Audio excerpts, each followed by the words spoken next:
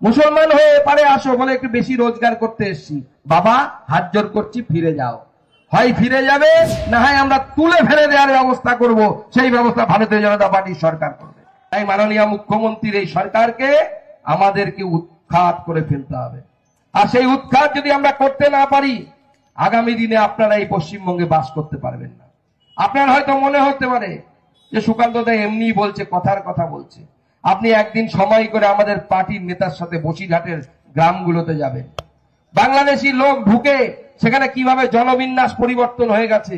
বাংলাদেশ থেকে যারা সে দেশের সংখ্যাগুরু অর্থাৎ মুসলিমরা, তারা ঢুকে গেছে, যারা ভারতবর্ষের নাগরিক নয়। এসআর নিয়ে ভয় দেখাচ্ছে মুখ্যমন্ত্রী, কিন্তু আমি এই মঞ্চ থেকে স্পষ্ট বলছি, জাতি বর্ণ ধর্ম যাই হোক, হিন্দু হোক মুসলমান হোক যাই হোক, যারা ভারতবর্ষের নাগরিক তাদের নাম ভোটার লিস্টে থাকবে, কেউ বাদ দিতে পারবে না। সেই ব্যবস্থা ভারতীয় জনতা পার্টি দিবে। যারা ভারতবর্ষের নাগরিক, সে হিন্দু হোক মুসলিম হতে পারে, সে হয়তো আমাদেরকে ভোট দেয় না, কিন্তু তারও ভোটার লিস্টে নাম থাকবে, সেই দায়িত্ব ভারতীয় জনতা পার্টি নেবে। ভারতীয় জনতা পার্টি সেই নীতিতে বিশ্বাস করে। কিন্তু কেউ যদি বলে যে বাংলাদেশ থেকে আমি এসছি, ওপার থেকে, তুমি যদি হিন্দু হও, তোমার জন্য নরেন্দ্র মোদীর সরকার সিএ আইন পাশ করেছে, তার মাধ্যমে তোমাকে নাগরিকত্ব দেয়া হবে এবং তুমি ভারতবর্ষের ভোটার লিস্টে তোমার নাম উঠবে। আর তুমি বাংলাদেশ থেকে যদি সেখানে দেশের সংখ্যাগুরু হও, মুসলমান হয়ে এপারে আসো বলে একটু বেশি রোজগার করতে এসছি, বাবা হাত জোর করছি ফিরে যাও। হয় ফিরে যাবে, না হয় আমরা তুলে ফেলে দেওয়ার ব্যবস্থা করব, সেই ব্যবস্থা ভারতীয় জনতা পার্টির সরকার করবে। কালকে আমার গৃহমন্ত্রী অমিত শাহজি পরিষ্কার বলে দিয়েছেন, স্পষ্ট কণ্ঠে বলে দিয়েছেন, প্রত্যেকটি বাংলাদেশি নাগরিক যারা পশ্চিমবঙ্গে ঢুকেছেন, যারা মুসলিম, তাদেরকে ফেরত যেতে হবে। আপনারা ফেরত না গেলে আমাদের সরকার, কেন্দ্র সরকার একদম নির্ণয় করে যেচে বুঝে কারা কারা বাংলাদেশ থেকে এসেছেন তাদেরকে পাঠানোর ব্যবস্থা করবে। আর হিন্দু শরণার্থীদের জন্য আমরা সিএ এর ব্যবস্থা করেছি, সেই সিএ এর মাধ্যমে নাগরিকত্ব দেয়া হবে। এটা ভারতবর্ষের প্রধানমন্ত্রী নরেন্দ্র মোদীর অঙ্গীকার। সেই অঙ্গীকারকে আমরা বারবার রিপিট করব, আমরা তাদেরকে দেব। এবং মমতা বন্দ্যোপাধ্যায় তখন বলেছিল ক্যা ক্যা ছি ছি। মমতা বন্দ্যোপাধ্যায় আটকাতে পেরেছিল? সিএ আটকাতে পেরেছে? সিএ আটকাতে পেরেছে? এখন বলছে এসআইআর হবে না। আটকাতে পারবে? পারবে কি এসআইআর আটকাতে? দিদি এসআইআর আটকাতে পারবে না। এখন যেই মারা যাচ্ছে বলছে, দিদি বলছে এসআইআর এ মারা যাচ্ছে। তাই কালকে কিছু লোক কলকাতাতে বলছিল, বলে ভূমিকম্প হয়েছে কলকাতাতে, বলছে দিদি কি এখন প্রেস কনফারেন্স করে বলবে এসআইআর হচ্ছে তাই ভূমিকম্প হচ্ছে। কালকে যদি হঠাৎ করে বৃষ্টি হয়ে যায়, বলবে এসআইআর হচ্ছে তাই বৃষ্টি হচ্ছে। যা হচ্ছে 26,000-এর চাকরি চলে গেছে, কেন? এসআইআর হচ্ছে তাই হচ্ছে। কালকে মুখ্যমন্ত্রী যদি পা পিছলে বাথরুমে পড়ে যায়, মনে আছে তো মুখ্যমন্ত্রীর বাড়িতে কে যেন ধাক্কা মেরেছিল, মুখ্যমন্ত্রী আহত হয়েছিলেন, পরে আর মুখ খোলেনি কে ধাক্কাটা মেরেছিল। আমরা জানি কে মেরেছিল ধাক্কাটা, বলবো না, ওনার ভেতরে, ঘরের ভেতরের ব্যাপার। আমি মুখ্যমন্ত্রীকে সাবধানে থাকতে বলবো। দেখুন, আপনি আমার রাজনৈতিক বিরোধী হতে পারেন, কিন্তু আপনার ব্যক্তি হিসেবে আমাদের বিরোধিতা নেই, আপনার নীতির সাথে বিরোধিতা। আপনি যে এই তোষণের রাজনীতি করছেন, বাংলাদেশের নাগরিকদেরকে নিয়ে সেখানে বসানোর চেষ্টা করছে, তার সাথে বিরোধিতা। কারণ এটা ভারতবর্ষের বিরোধী কাজ। আপনি দেশদ্রোহিতার কাজ করছে, আর দেশদ্রোহিতার কাজ হিন্দু হোক মুসলমান হোক যেই হোক, ভারতীয় জনতা পার্টি তার বিরোধিতা করবে। যে দেশদ্রোহিতার কাজ করবে তার বিরোধিতা করার কাজ ভারতীয় জনতা পার্টি। এবং আমাদের যতদিন জীবন থাকবে আমরা সেই নীতিতে আর থাকবো। আমরা এই জায়গায় কম্প্রোমাইজ করতে পারবো না, কারণ ভারতীয় জনতা পার্টি সেই রাজনৈতিক দল যারা নীতিতে বলে কান্ট্রি ফার্স্ট, পার্টি সেকেন্ড, অর্থাৎ দেশ প্রথমে, পার্টি দ্বিতীয় স্থানে, সেলফ লাস্ট, সবার শেষে নিজের কথা। এটা ভারতীয় জনতা পার্টি করে।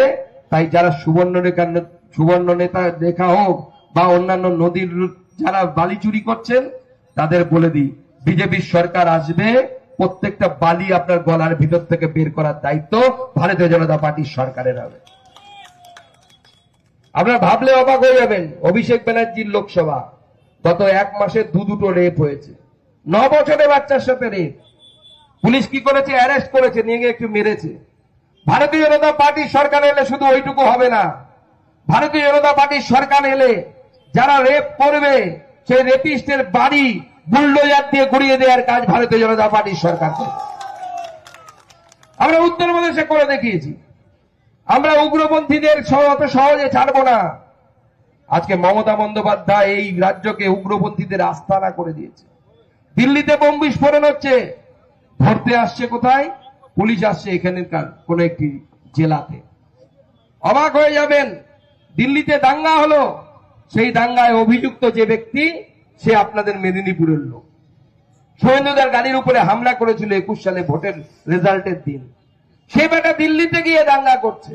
আজকে ভাবতে অবাক লাগছে যে পশ্চিমবঙ্গ একসময় গোটা ভারতবর্ষে শিক্ষক, বিজ্ঞানী এই সমস্ত কিছু সাপ্লাই করত, আজকে আমরা উগ্রপন্থী সাপ্লাই করছি।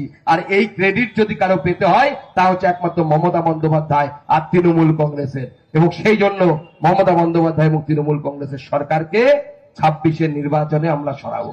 কি সরাবেন তো? সরাবেন তো? সরাবেন তো? এই লড়াই কাউকে মুখ্যমন্ত্রী বানানোর বা বিজেপি সরকার গঠনের লড়াই নয়। এই লড়াই পশ্চিমবঙ্গকে রক্ষার লড়াই। এই লড়াই ভারতবর্ষকে অখণ্ড রক্ষার লড়াই। আপনার আগামী প্রজন্ম পড়াশুনো করতে পারবে কিনা তার লড়াই। আপনার আগামী প্রজন্ম আয়ুষ্মান ভারত পাবে কিনা তার লড়াই। আপনার আগামী প্রজন্ম বিশ্বকর্মা যোজনা পাবে কিনা তার লড়াই।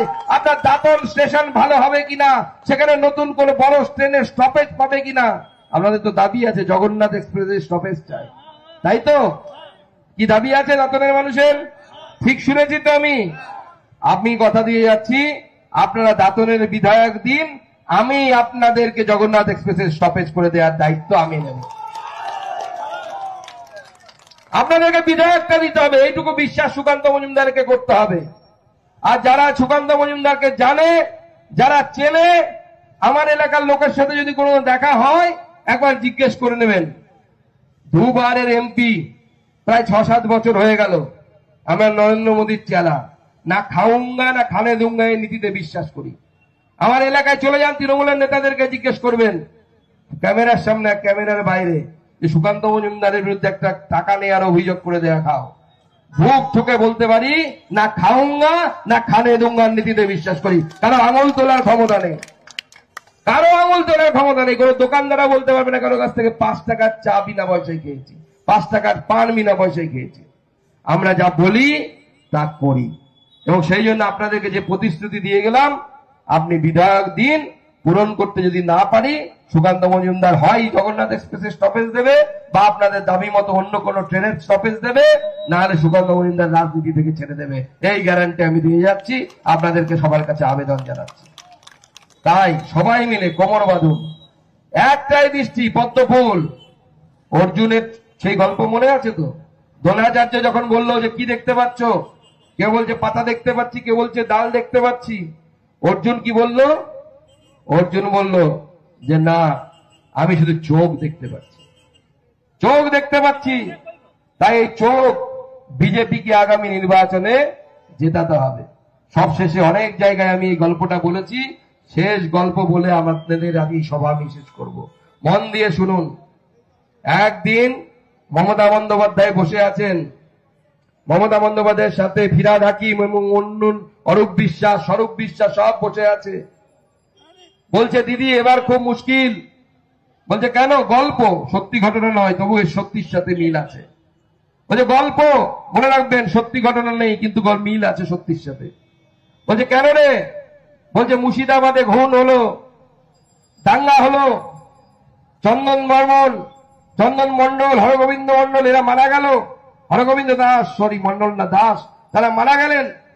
দাঙ্গাকারীরা মেরে ফেললো, আমরা কিছু করতে পারলাম না, বডিটা 5 ঘন্টা পড়ে থাকলো। হিন্দুরা জেগে গেছে, হিন্দুরা ভোট দেবে না বলছে। তখন মমতা বন্দ্যোপাধ্যায় বললেন শোন, তোদেরকে একটা গল্প শোনায়। বলছে কিসের গল্প? বলছে রামায়ণের গল্প। হিরাতকে বলছে, ববিদাকে। ববিদা বলছে আচ্ছা দিদি শোনান। বলছে একদিন রামায়ণে মা সীতা কুটিরে বসে আছে, রামচন্দ্র সঙ্গে ভাই লক্ষণ, হঠাৎ তাদের সামনে সোনার হরিণ ঘুরে বেড়াচ্ছে। মা সীতার সোনার হরিণ দেখে লোভ হলো। মা সীতা রামকে বললেন যে প্রভু আমার ওই সোনার হরিণ চাই, আপনি ধরে দিন। রামচন্দ্র তীর ধনুক নিয়ে চললেন স্ত্রীর কথা রাখতে।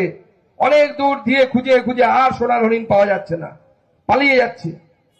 তীর মারল, রামচন্দ্র তীর মারলেন, সঙ্গে সঙ্গে সেই তীর গিয়ে সোনার হরিণের পেটে বিঁধল। হঠাৎ করে দেখা গেল সোনার হরিণ একটা রাক্ষসে পরিণত হলো, না তার নাম হচ্ছে মারিচ। তীর লেগেছে রামচন্দ্রের, মারা তো যাবেই। মরে যাওয়ার আগে ভাই লক্ষণ, ভাই লক্ষণ, সীতা সীতা বলে চিৎকার করে মারিচ মারা গেল রামচন্দ্রের গলা নকল করে। সেই শুনে মা সীতা অস্থির হয়ে গেলেন। অস্থির হয়ে ভাই লক্ষণকে বললেন, যাও যাও যাও, দেখো দাদার কি হলো, দাদাকে দেখে এসো। লক্ষণ অনেক বললেন যে না, দাদাকে কেউ কিচ্ছু করতে পারবে না, দাদা তো ভগবানের অংশ। মা সীতার মন মানল না, হাজারো স্ত্রী তো, তাকে পাঠিয়ে দিল জোর করে। লক্ষণ যাওয়ার আগে লক্ষণ রেখা টেনে নিয়ে গেল। আর তখন কে এলো লক্ষণ রেখার ওখানে? কে এলো? রাবণ। রাবণ এলো কার বেশে? সন্ন্যাসীর বেশে, সাধুর বেশে। কাপড় কি ছিল? গেরুয়া রং। মা সীতা ভুল করলো, ওটা নিশ্চয়ই বিজেপি ভাবলো। ভেবে দাগটা পার হয়ে গেল, লক্ষণ রেখা পার হয়ে গেল। মা সীতার কি হলো? হরণ হলো। মা সীতা চলে গেলেন শ্রীলঙ্কাতে। তো দিদি বলছেন গল্প শেষ করে, বুঝলি? ফিরাত বলছে, বুঝলাম না দিদি, এর সাথে আমাদের মিল কোথায়? বুঝতে পারলি না?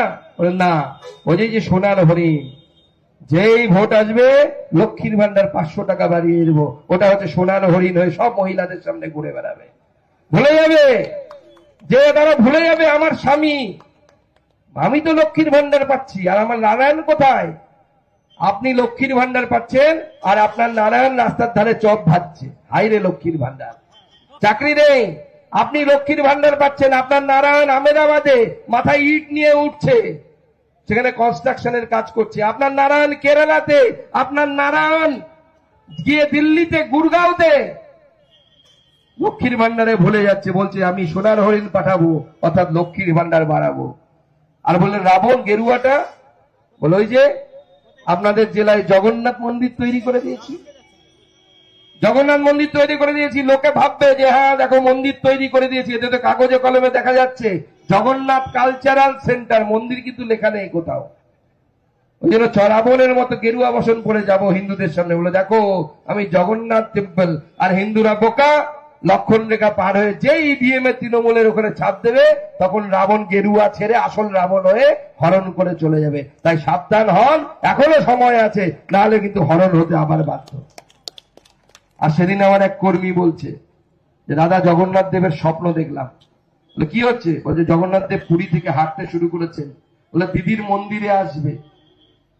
তো দিদির মন্দিরে আসতে শুরু করেছে, অর্ধেক রাস্তা থেকে জগন্নাথ দেব উল্টো দিকে, মিলিটারিরা প্যারেড করার সময় করে না, টার্ন অ্যাবাউট, উল্টো দিকে ঘুরে যায়। বলছে কেন ঘুরে গেলেন জগন্নাথ দেব? ভক্ত স্বপ্ন দেখছে, স্বপ্ন, অরিজিনাল ঘটনা নয়। বলছে আরে এখনই কাগজ দেখলাম জগন্নাথ দেবের মন্দিরের নাম লেখা আছে জগন্নাথ কালচারাল সেন্টার, আমি এই মন্দিরে যাব না। আর জগন্নাথ দেব উল্টো দিকে পুরীর দিকে হাঁটা দিলেন, মুখে বলতে শুরু করলেন ধাই গিরিগিরি, ধাই গিরিগিরি, ধাই গিরিগিরি। তো যে ভক্ত স্বপ্ন দেখছে সে জগন্নাথ দেবকে জিজ্ঞেস করছে ধাই গিরিগিরি মানে কি প্রভু? সে বাংলার লোক, বোঝে না।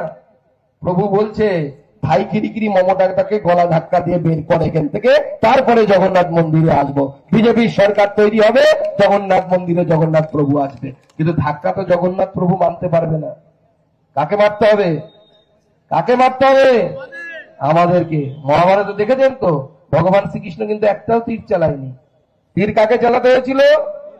কাকে চালাতে হয়েছিল? অর্জুনকে চালাতে হয়েছিল। তাই আমাদেরকে কাজটা করতে হবে, সেই কাজের জন্য সবাই তৈরি। আরো ভালো ভালো খবর দেখতে সাবস্ক্রাইব করুন বাংলা হান্টের ইউটিউব চ্যানেল। বাংলা হান্টের আরো খবর দেখতে নজর রাখুন। বাংলা খবর মানেই বাংলা হান্ট।